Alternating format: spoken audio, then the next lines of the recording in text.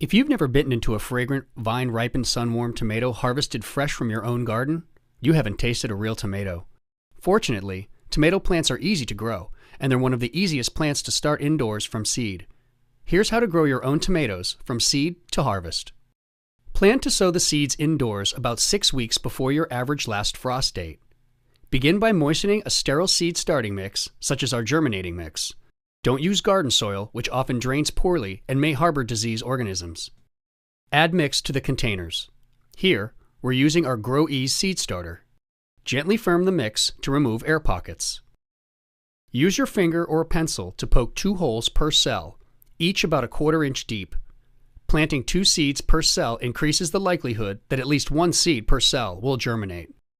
Shake some seeds into your hand and place 1 seed in each hole. Sprinkle additional mix over the cells to fill the holes and cover the seeds. Once again, gently firm the mix to eliminate air pockets, and then water lightly to ensure good seed-to-mix contact. Use a plant mister or apply a few drops of water to each cell. Place the tray in a warm place, about 70 to 75 degrees Fahrenheit. At this point, you don't need to worry about providing light. Covering the tray helps retain moisture, which is important for germination. Check daily, taking care to keep the planting mix moist but not saturated. Once you see the first sprout, place the seedlings under grow lights. Keep the lights a few inches above the tops of the plants. Remove the greenhouse cover so air can circulate around the seedlings. This helps prevent disease problems. Keep the planting mix moist but not soggy.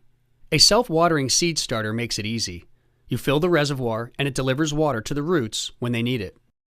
When the seedlings are about 2 inches tall, it's time to thin. Choose the strongest, healthiest looking seedling in each cell and remove the others by snipping them off at the soil line. Once the seedlings have 2 sets of leaves, it's time to start feeding them every week with a soluble fertilizer, ideally one formulated for seedlings. About a month after sowing, gently remove one of the seedlings and look at the roots. When the roots begin to fill the cell, it's time to repot. Each seedling gets its own container. In this case, a 4-inch self-watering transplant pot.